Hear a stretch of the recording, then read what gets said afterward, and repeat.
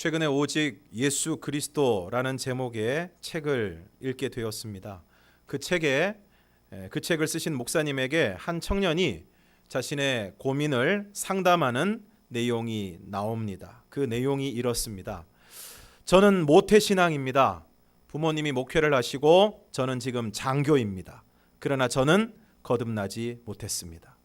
저는 어려서부터 귀가 따갑도록 하나님과 인격적인 만남을 가져야 한다고 들었습니다. 그러나 제겐 그런 체험이 없습니다. 대학에 들어가서 선교단체에 들어갔습니다. 여기저기 모임도 나가보고 수련회도 가고 단기 선교도 가고 예수 전도단 DTS 훈련도 받아보았지만 하나님을 만나지 못했습니다. 구원의 확신, 죄사함의 확신도 없습니다. 하나님을 만나려면 자아가 죽어야 된다고 해서 어떻게 하면 죽는 걸까 고민하며 몇 날 며칠을 기도했지만 죽지 않았습니다. 하나님의 거룩하심 앞에서는 나의 죄인됨이 너무나도 분명하게 깨달아지고 깨어질 수밖에 없다고 하기에 하나님의 거룩하심을 알게 해달라고 기도했지만 아무 일도 없었습니다. 성령의 조명하심이 없이는 이런 것들이 불가능하다고 해서 진정으로 성령을 갈망해 보았지만 또다시 낙심이 되었습니다. 믿음이 없었구나 해서 믿음을 구해보기도 하고 말씀은 들으면서 나온다기에 말씀도 읽어보았지만 축 늘어진 생활을 계속하고 있습니다. 일과가 끝나면 시간을 정해두고 기도하려고 애쓰지만 2시간이 부담스럽고 어쩔 줄 몰라 중언부언하며 부르짖으려고 노력해 보아도 잘 되지가 않습니다. 교회 다니는 기간이 늘어나면서 느는 것은 주워들은 이야기밖에 없는 것 같습니다. 이런저런 이론들이 이게 다 무슨 생명이 되는가? 정말 생명이 내 안에 있어야 된다. 성령님이 계셔야 된다라는 생각은 하지만 구해도 미지근한 모습의 저를 발견하고 마네요. 이런 미지근한 태도를 보면서 하나님이 나를 치시면 어쩌나? 마지막 때가 가까워오는 이 시대에 오늘 당장 죽거나 주님이 오신다면 정말 자신이 없는데 내가 아브라함과 이삭의 자손인가 아니면 이스마엘 육신의 자녀인가? 이런 문제로 떨고 있는 저를 보면 더욱 조급한 마음이 듭니다. 분명히 하나님은 계시는데 성령님은 나보다 나를 더 만나고 싶어 하신다는데 저에게 어떤 치명적인 문제가 있는 건가요? 마음이 강팍하다든가 교만하다든가 아니면 내가 스스로 보지 못하지만 하나님의 역사를 방해하는 불신앙으로 뭉쳐 있다든가 단지 의지력이 없거나 하는 것들이요. 열심히 하나님께 묻는다고 하지만 그저 혼자 중얼거리고 있는 판국입니다. 이 목사님이 이 메일을 소개하면서 상담해 본 사람 중에 제일 강적이었다고 이야기를 합니다. 안 해본 것 없이 추천해 줄 수 있는 모든 걸 다 해보고도 안 되니까 난감하다는 것입니다. 그러면서 목사님의 둘째 딸에 대한 이야기를 합니다. 하루는 내가 집에 들어갔는데 둘째 딸이 방에서 혼자 울고 있었다.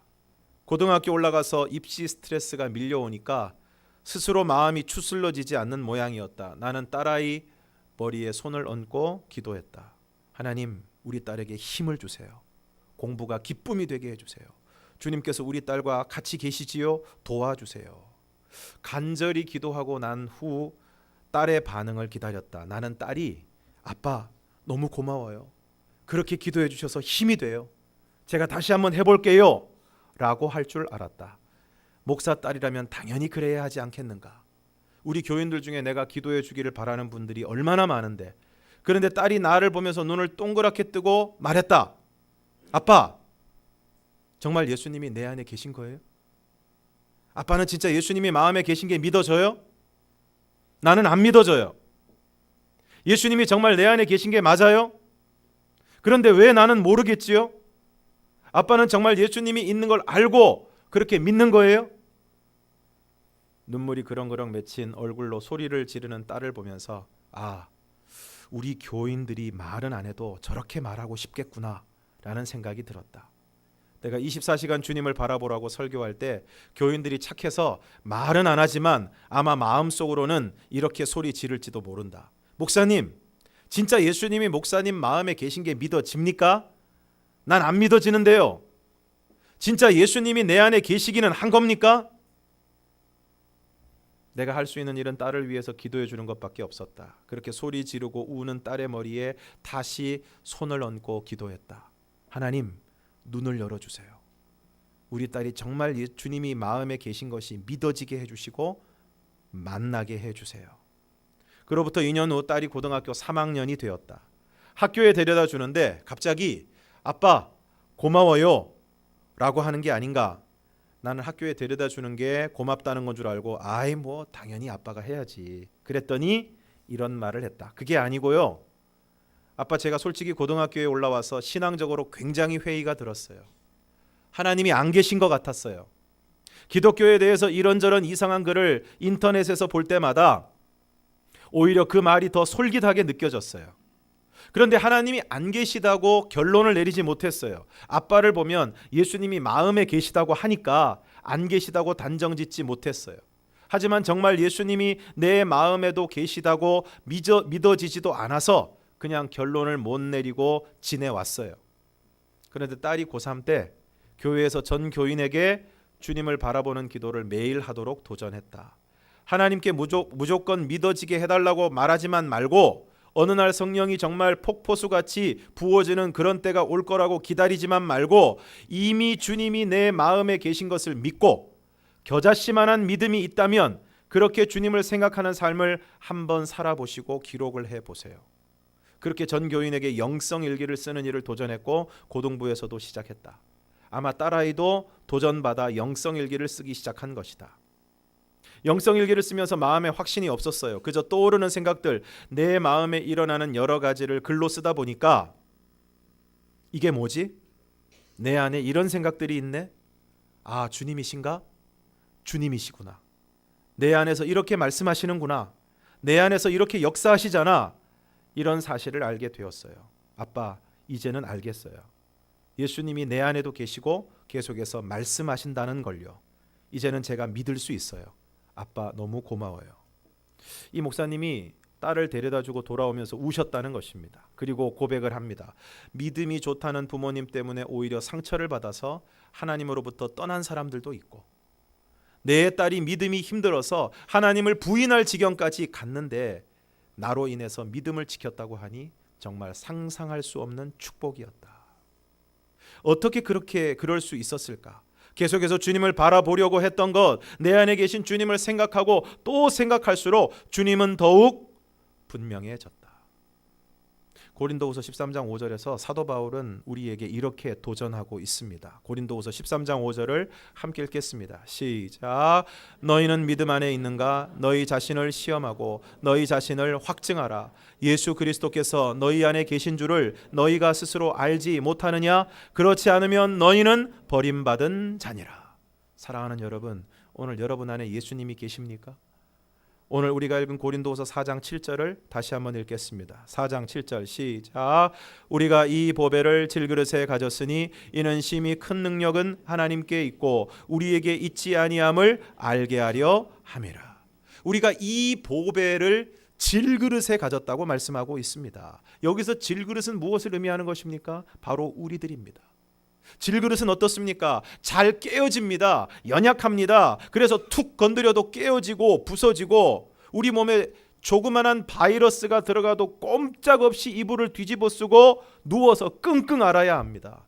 환절기가 되면 알레르기 때문에 콧물이 끊임없이 나오고 눈이 따갑고 그런 것입니다. 마음은 더 그렇습니다. 얼마나 약하고 얼마나 민감한지 작은 일에도 마음이 쉽게 상하고 말 한마디에 마음이 상해서 견딜 수 없어 하는 것입니다. 그래서 툭 치면 깨어지고 쩍하면 상하는 것이 사람입니다. 그래서 정말 질그릇이 맞습니다. 그런데 중요한 것은 그 질그릇 안에 보배를 가졌다는 것입니다. 그러면 여기 이 보배는 무엇입니까? 4장 3절에서 6절 앞부분에 있는 오늘 본문 앞부분에 있는 4장 3절에서 6절까지의 말씀을 함께 읽겠습니다. 시작. 만일 우리의 복음이 가리었으면 망하는 자들에게 가리어진 것이라. 그 중에 이 세상의 신이 믿지 아니하는 자들의 마음을 혼미하게 하여 그리스도의 영광의 복음의 광채가 비치지 못하게 함이니 그리스도는 하나님의 형상이니라. 우리는 우리를 전파하는 것이 아니라 오직 그리스도 예수의 주 되신 것과 또 예수를 위하여 우리가 너희의 종된 것을 전파함이라. 어두운 데 빛이 비치라 말씀하셨던 그 하나님께서 예수 그리스도의 얼굴에 있는 하나님의 영광을 아는 빛을 우리 마음에 비추셨느니라. 3절에서 우리의 복음이라고 말씀하고 있고 4절에서 그리스도의 영광의 복음의 광채, 그리고 그리스도는 하나님의 형상이라고 말씀하고 있습니다. 그리고 5절에서는 우리는 우리를 전파하는 것이 아니라 오직 그리스도 예수의 주 되신 것과 또 예수를 위하여 우리가 너희의 종된 것을 전파한다고 말씀하고 있습니다. 그리고 6절에서 어두운 데에 빛이 비치라 말씀하셨던 그 하나님께서 예수 그리스도의 얼굴에 있는 하나님의 영광을 아는 빛을 우리 마음에 비추셨다고 말씀하고 있습니다. 그러므로 질그릇 안에 있는 보배, 그 보배는 바로 우리의 복음입니다. 그리고 그것은 그리스도의 영광의 복음의 광채입니다. 그리고 그것은 오직 그리스도 예수의 주 되신 것입니다. 그리고 마침내 하나님께서 예수 그리스도의 얼굴에 있는 하나님의 영광을 아는 빛을 우리의 마음에 비추어 주셨다고 말씀하고 있습니다. 그러므로 질그릇인 우리 안에 계신 보배는 바로 복음이고 그리스도의 영광의 복음의 광채이고 그리스도 예수께서 우리의 주 되신 것이고 예수 그리스도의 얼굴에 있는 하나님의 영광을 아는 빛인 것입니다. 사랑하는 성도 여러분, 오늘 여러분 안에 그리스도의 복음의 광채가 비치고 있습니까? 하나님께서 예수 그리스도의 얼굴에 있는 하나님의 영광을 아는 빛을, 복음의 빛을 여러분 안에 비추어 주고 계십니까? 그래서 하나님의 형상이신 그리스도께서 오늘 우리의 주인이 되고 계십니까? 오늘 여러분 안에 복음이신 예수 그리스도, 보배이신 예수 그리스도께서 오늘 여러분 안에, 여러분의 마음에 과연 계십니까? 그러면 오늘 이 질그릇 안에 있는 보배, 우리 안에 있는 예수 그리스도, 그분이 계시지 않은지를 오늘 우리는 무엇을 통해서 알 수 있습니까? 어제 신방을 다녀오다가 돌아오는 차 안에서 좀 시간이 걸려서 극동 방송을 틀었는데 마침 신앙수기 공모에서 당선된 작품을 라디오 드라마로 만들어서 방송을 해 주었습니다. 그 내용이 원래 불교 신자였던 택시 기사분이 우연한 기회에 극동 방송을 듣게 되었는데, 들으려고 해서 들은 게 아니고 다른 라디오가 별로 재미가 없어서 이렇게 돌리다 보니까 주파수가 탁 잡혔는데 극동 방송을 듣게 되었다는 것입니다. 그런데 그 당시에 이분이 무슨 고민을 하고 있었냐면은 도대체 이 세상은 누가 만들었나? 도대체 이 세상은 어떻게 이렇게 존재하게 되었는가? 여기에 대해서 계속 고민을 하고 계셨다는 것입니다. 그래서 계속 그것을 고민하고 있는데 마침 돌리다가 극동방송이 106.9MHz가 탁 잡혔는데 그 순간에 거기서 바로 그 얘기를 하는 것입니다. 무슨 얘기를 하느냐? 온 우주 만물을 하나님이 창조하셨다. 그 얘기를 하는 것입니다. 그게 설교였는지 성경 공부였는지는 모르겠지만 하여간 그 얘기를 하는 것입니다. 근데 놀라운 사실은 그 얘기를 듣는 순간 이분이 그 말씀이, 그 얘기가 마음에 탁 와닿은 거예요. 온 우주 만물을 만드신 분이 있는데 그분은 바로 하나님이시다 라는 말씀이 마음에 탁 와닿은 것입니다. 그래서 이분이 그때부터 극동 방송에다가 주파수를 고정하고 계속 그 방송을 듣기 시작한 것입니다. 들어보신 분들은 알겠지만 극동 방송에서 주로 무슨 내용을 방송을 합니까? 설교, 성경 공부, 찬양, 기도, 이거 그냥 계속 합니다. 계속 합니다. 그러니까 이분이 계속 들은 겁니다. 운행을 하시면서 계속 들은 것입니다. 그리고 나중에는 운행할 때만이 아니고 집에 가서도 전에는 불교 방송 들으시다가 그 다음부터는 극동 방송을 계속 듣는 겁니다. 그랬더니 역시 불교 신자였던, 그분 표현대로는 모태 불교 신자였던 아내분께서 왜 이상한 라디오를 틀어놓느냐, 불경을 틀어야지, 왜 이상한 걸 틀어놓느냐. 그런 핀잔을 들으면서도 집에 와서도 정말 뭔가에 홀린 것처럼 계속 들으셨다. 계속.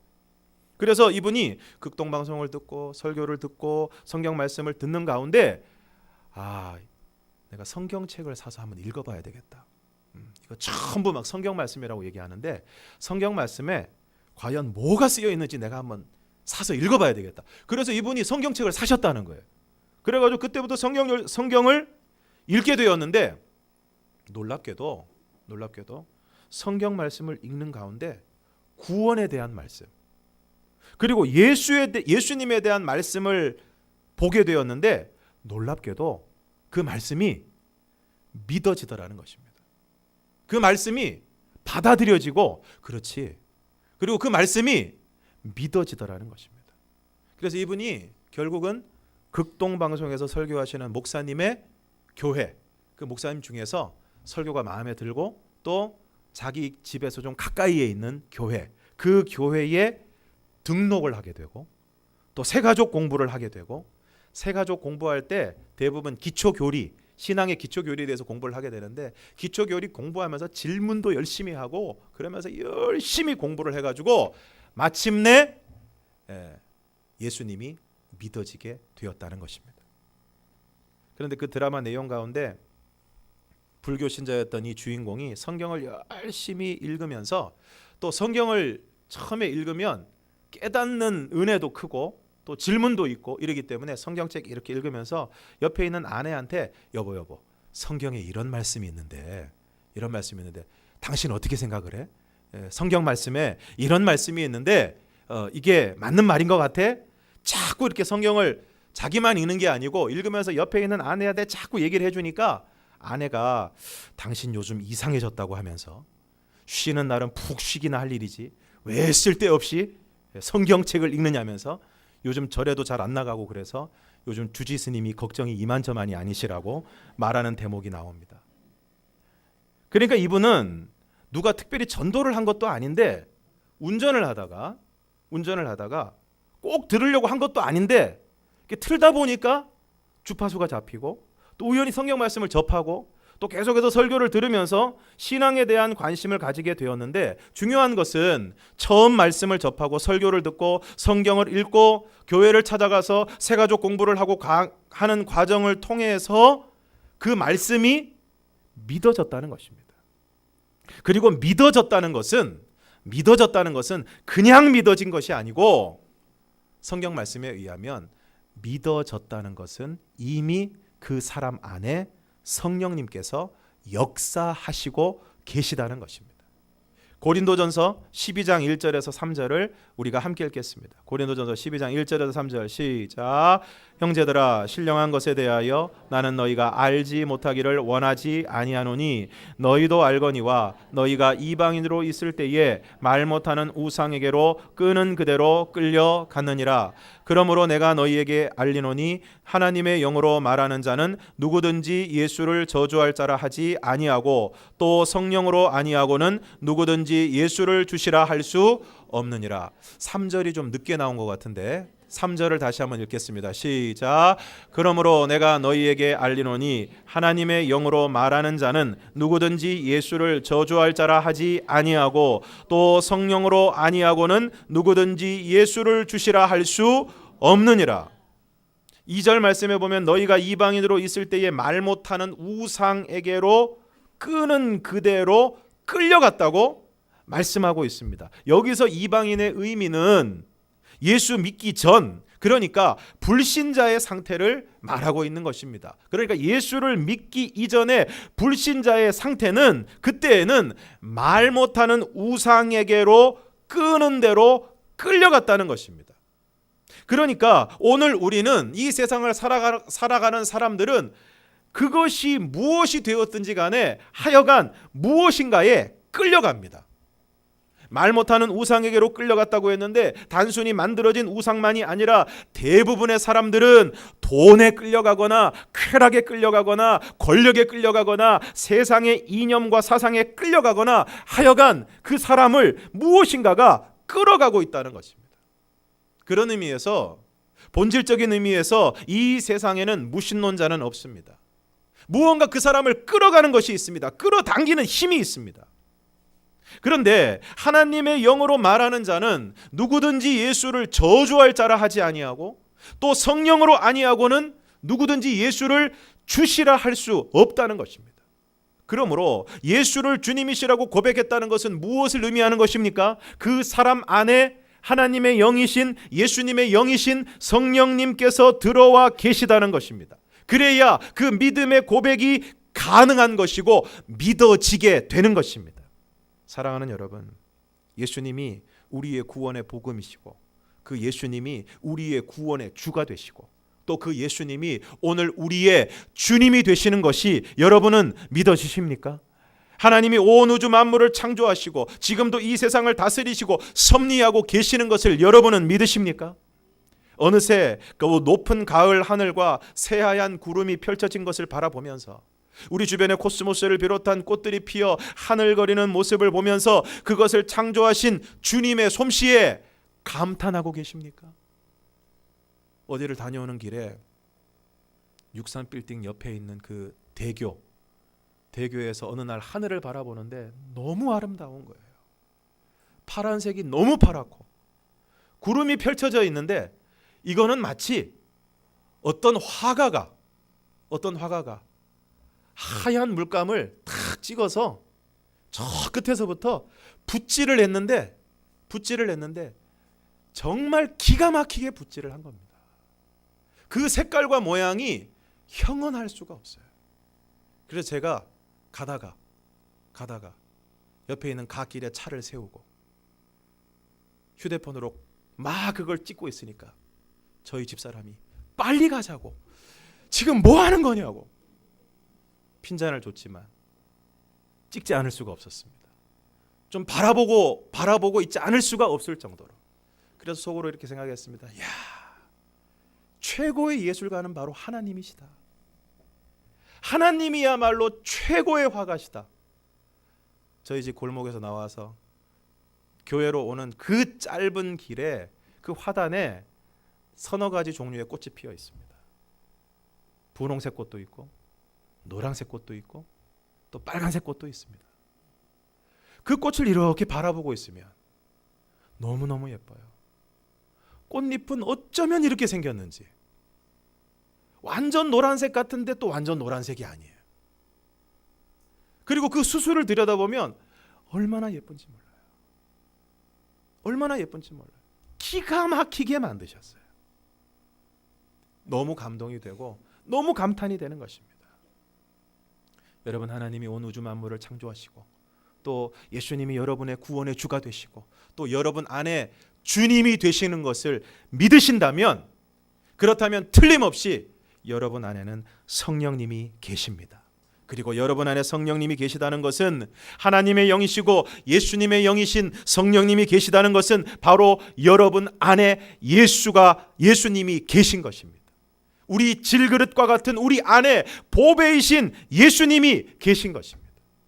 요한복음 14장 16절에서 20절을 우리가 함께 읽겠습니다. 요한복음 14장 16절에서 20절 시작.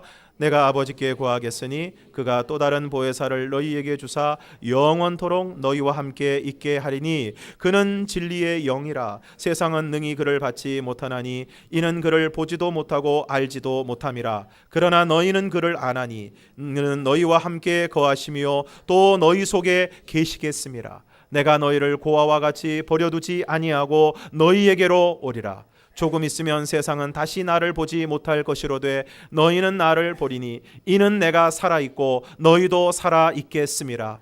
그날에는 내가 아버지 안에 너희가 내 안에 내가 너희 안에 있는 것을 너희가 알리라. 16절에 나오는 또 다른 보혜사는 바로 성령님을 가리키는 것인데, 또 다른 보혜사라는 것은 원조 보혜사가 있다는 말씀입니다. 원조 보혜사는 예수님이시고 또 예수님이 떠나시면서 보내주시겠다고 약속하신, 그래서 영원히 함께 있게 하시겠다고 약속하신 보혜사는 바로 성령님이십니다. 성령님. 그런데 오늘 17절에 보면 그는 진리의 영이라고 말씀하고 있습니다. 그리고 세상은 믿지 않는 자들은 그를 받지 못한다. 왜냐하면 그를 보지도 못하고 알지도 못하기 때문입니다. 세상 사람들은, 믿지 않는 사람들은 성령님이 보이지 않습니다. 성령님이 느껴지지 않습니다. 그렇기 때문에 당연히 알 수도 없습니다. 그러나 너희는, 여기서 너희는 예수님이 말씀하고 있는 당시에 바로 그 제자들, 그리고 오늘 우리 믿는 자들을 뜻하는 것인데, 오늘 우리 믿는 자들은 그를 안다. 그를 아나니 그는 너희와 함께 거하시며 또 너희 속에 계시겠습니다. 그러므로 믿는 자들에게는 성령님이 함께 하시고 그들 속에 계신다는 것입니다. 그러면 이 말씀에 비추어 보았을 때 과연 설교 처음에 소개해드린 모태신앙이라고 했던 그 청년 안에 성령님이 계시는 것입니까? 계시지 않는 것입니까? 스스로 거듭나지 못했다고 이야기하고 수많은 모임과 훈련을 통해서도 하나님을 만나지 못했다고 이야기하고 괴로워하고 있는 이 청년 안에 과연 성령님이 계신 것입니까? 계시지 않는 것입니까? 만약 이 청년에게 성령님이 계시지 않는다면 이 청년은 아예 이런 고민을 하지 않을 것입니다. 자기가 거듭나지 못한 것 같다는 생각 때문에 괴로워하지 않을 것입니다. 하나님을 만나야 된다고 갈망하지 않을 것입니다. 하나님과의 인격적인 만남이 이루어지지 못하고 했다고 해서 고민하지 않을 것입니다. 이 목사님에게 메일을 보낼 필요도 없었을 것입니다. 아무 고민 없이 믿음에 대해서, 예수님에 대해서, 영혼에 대해서, 성령에 대해서 고민하지 않고 오로지 세상적인 생각과 세상적인 마음을 가지고 이 세상적인 추구만을 가지고 살아갈 것입니다. 그러나 그에게 이런 고민이 있었다는 것은 이미 그에게 성령님이 계셔서 그로 하여금 예수님에게 더 가까이 나아갈 수 있도록, 그 예수님에게 더 집중할 수 있도록, 그 예수님을 만날 수 있도록, 경험할 수 있도록 이끌어가고 있는 것을 우리는 볼 수 있습니다. 그러므로 오늘 예수 그리스도를 믿는 모든 사람에게는 성령님이 함께 하시고 그들 안에 성령님이 계십니다. 그리고 그 성령님을 통해서 예수님이 우리 안에 계시는 것입니다. 18절에서 내가 너희를 고아와 같이 버려두지 아니하고 너희에게 오리라고 말씀하고 있습니다. 예수님은 빈말을 하시는 분이 아닙니다. 그리고 19절에서 조금 있으면 세상은 다시 나를 보지 못할 것이로되 너희는 나를 보리니 이는 내가 살아있고 너희도 살아있겠습니다. 20절 그날에는 내가 아버지 안에 너희가 내 안에 내가 너희 안에 있는 것을 너희가 알 것이라고 분명하게 말씀하고 있습니다. 어떻게 알 수 있습니까? 믿어짐으로, 그리고 믿는 것을 통해서 성령님께서 우리 안에 계시고 우리 안에 계심으로 예수의 영이신 성령님께서 우리 안에 거하시는 것을 통해서 예수님이 우리 안에 계신 것을 우리는 분명하게 알 수 있는 것입니다. 다음으로 예수님이 우리 안에 계신 것을 어떻게 알 수 있습니까? 성령님께서 우리와 함께 하시고 우리 안에 계심으로 예수님이 우리 안에 계신 것을 알 수 있다고 말씀을 드렸는데 그 구체적인 내용이 26절에 나오고 있습니다. 요한복음 14장 26절을 우리가 함께 읽겠습니다. 시작. 보혜사 곧 아버지께서 내 이름으로 보내실 성령 그가 너희에게 모든 것을 가르치고 내가 너희에게 말한 모든 것을 생각나게 하리라. 성령님께서 무엇을 하십니까? 오늘 우리 안에 계신 성령님께서 무엇을 하십니까? 그가 너희에게 모든 것을 가르치고 내가 너희에게 말한 모든 것, 그러니까 예수님이 제자들에게, 오늘 우리 믿는 자들에게 말씀하신 모든 것을 생각나게 하신다는 것입니다. 예수님이 내 안에 계신 것이 믿어지지 않았던 그 목사님의 딸이 어떻게 믿어지게 되었습니까? 영성일기를 쓰면서 내 마음에 일어나는 여러 가지 생각들, 그리고 내 마음에 성령님을 통하여 말씀하시는 주님의 음성을 듣고 예수님이 내 안에 계시고 계속해서 나를 가르치시고 말씀하신다는 것을 알게 된 것입니다. 여러분 같은 경험이 있지 않습니까? 여러분이 못된 짓을 하려고 할 때, 여러분이 뭔가 악한 일을 도모하려고 할 때 여러분 안에 누군가 말하지 않습니까? 하지 마라. 해서는 안 된다. 그거 하나님이 기뻐하시는 일이 아니다. 물론 많은 경우에 우리가 내가 하고 싶은 대로, 내 감정대로, 내 이익을 따라서 세상 사람들 다 그렇게 하니까 그러한 음성, 그런 생각, 그런 마음들 무시하고 내가 하고 싶은 대로 해버린 적이 많지만, 그럼에도 불구하고 오늘 우리 안에 계신 성령님께서 우리에게 끊임없이 말씀하고 계시지 않습니까? 그것을 해서는 안 된다. 그리고 말씀대로 살아야 된다. 하나님의 뜻대로 살아야 된다. 하나님의 선하신 뜻을 따라가야 된다. 끊임없이 지금 우리에게 말씀하고 계시지 않습니까? 우리는 흔히 주님의 음성을 듣는다고 이야기하면 굉장히 대단하고 거창하게 생각을 합니다.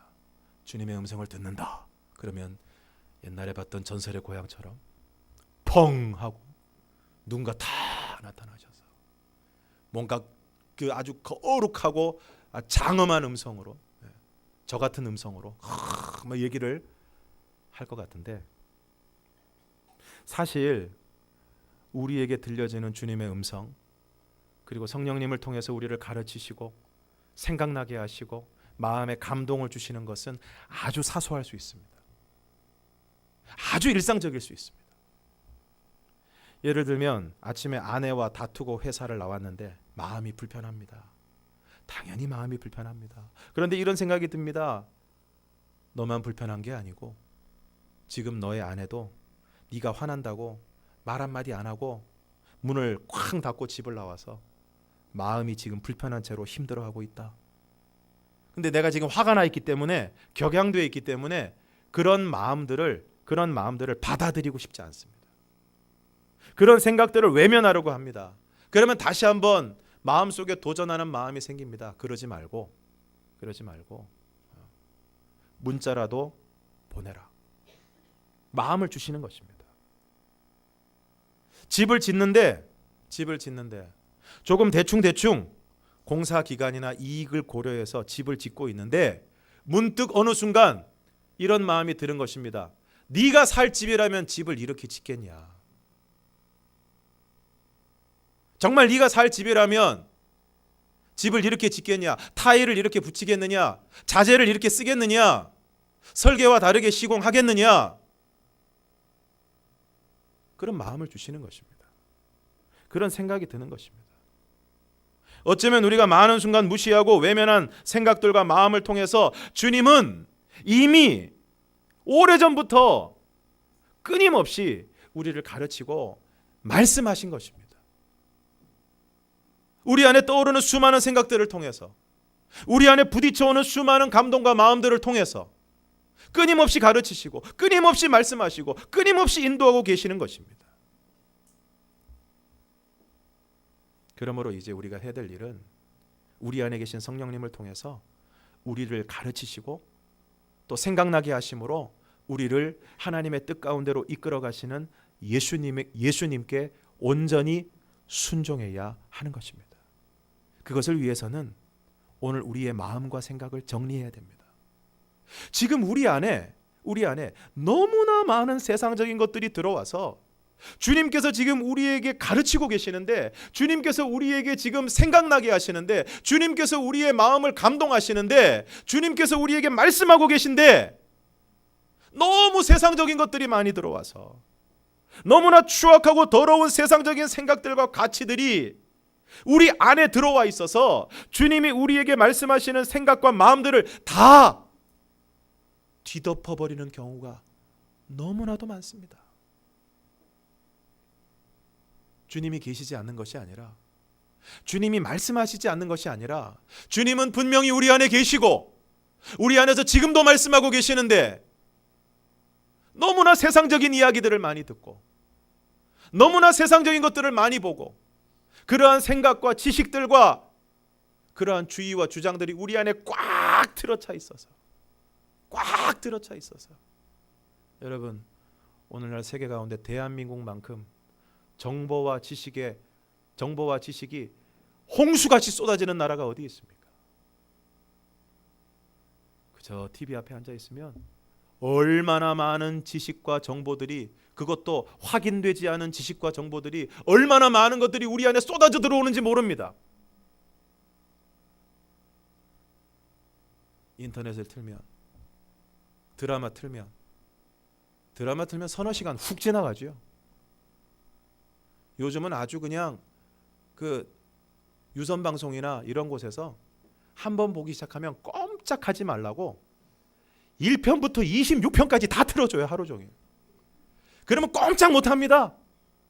예. 물론 화장실은 갔다 와야 되지만 그 앞에다가 컵라면 먹으면서 계속 보고 있어요. 뭔가에 홀린 사람처럼. 제가 그렇다는 얘기는 아닙니다. 심지어 요즘은 TV를 보고 있으면 그 TV를 보면서 우리가 판단하는 것까지 거기서 다 좌우합니다. 어떻게 합니까? 자막을 통해서. 우리가 TV에 나오는 그 사람의 표정을 보면서 저 사람이 슬픈가? 저 사람이 기쁜가? 판단할 여지를 주지 않습니다. TV에다 보면서 밑에 자막으로 뭐라고 얘기하느냐? 저 사람은 지금 미쳐서 너무 좋아서 날뛰고 있다. 그러면 우리는 판단할 새가 없어요. 그런 줄 알아요. 그런 줄 압니다. 완전히 장악당하고 있어요. 완전히 거기 빠져 있어요. 생각하지 않고 고민하지 않고 그런 것들로 우리가 꽉 들어차 있고 그런 것에 꽉 매여 있기 때문에 오늘 우리 안에서 주님이 말씀하시는 그 말씀을 우리가 듣지를 못합니다. 듣지를 못해요. 라디오 주파수 이렇게 맞추다 보면 주파수 잘못 맞추면 어떻게 됩니까? 잡음이 엄청나지요. 그리고 또 어디 좀 멀리 여행 가다 보면은 서울 수도권에서는 방송들이 나왔는데 조금 지나면 어떻습니까? 안 나옵니다. 그럼 그거 억지로 맞추려다 보면 어떻습니까? 잡음만 들리고 소리가 제대로 안 들려요. 오늘 우리 상태가 어떻습니까? 잡음이 너무 많아서 그리고 주파수를 제대로 맞추지 못해서 주님의 음성을 듣지 못하고 주님의 인도하심을 깨닫지 못하고 살아가고 있는 것이 오늘 우리의 모습이에요. 오늘 우리의 모습입니다. 여러분이 세상적인 것들을 듣고 보고 얻기 위해서는 얼마나 많은 시간을 투자하고 있습니까? 얼마나 많은 자원을 쏟아붓고 있습니까? 그런데 여러분, 정말 여러분이 예수님의 음성을 듣기 위해서 예수님과 만나고 교제하기 위해서 여러분 하루에 시간을 얼마나 쓰고 있습니까? 얼마나 노력하고 있습니까? 주님은 지금도 기다리고 계시는데 우리를 만나기 위해서 제발 얘기 좀 하자. 제발 나하고 좀 교제를 좀 하자. 만나고 계시는데 기다리고 계시는데 여러분은 과연 얼마만한 시간을 얼마만한 노력을 주님과의 만남과 교제 그리고 그분의 음성에 귀 기울이기 위해서 그분의 말씀을 듣기 위해서 얼마나 여러분 노력하고 있습니까? 그러므로 오늘 우리는 우리의 마음을 정리하고 주님의 음성에 귀 기울이는 시간이 필요합니다. 오늘 우리의 마음 안에 있는 세상의 쓰레기들을 정리하고 주님의 말씀으로 가득 채워가시기를 바랍니다.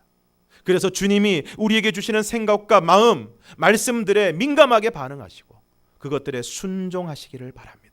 그렇게 할 때 우리 안에 계신 주님을 우리는 더욱 분명하게 알아가게 될 것이고 더욱 깊고 친밀한 교제를 통해 주님이 주시는 기쁨과 은혜를 풍성하게 누리게 될 줄로 믿습니다. 그릇은 무엇이 담기느냐가 중요합니다. 아무리 화려해도 쓰레기가 담기면 쓰레기통이고 보잘것없어 보여도 보배가 담기면 보배합이 되는 것입니다. 그러므로 오늘 저와 여러분이 예수 그리스도를 모신 질그릇이 되어서 주님이 주시는 생각과 마음, 말씀에 순종함으로 오직 예수 그리스도, 우리 안에 계신 예수님, 그분 한 분만으로 충분한 삶을 살아가는 오늘 저와 여러분이 되기를 주님의 이름으로 축원합니다. 기도하겠습니다.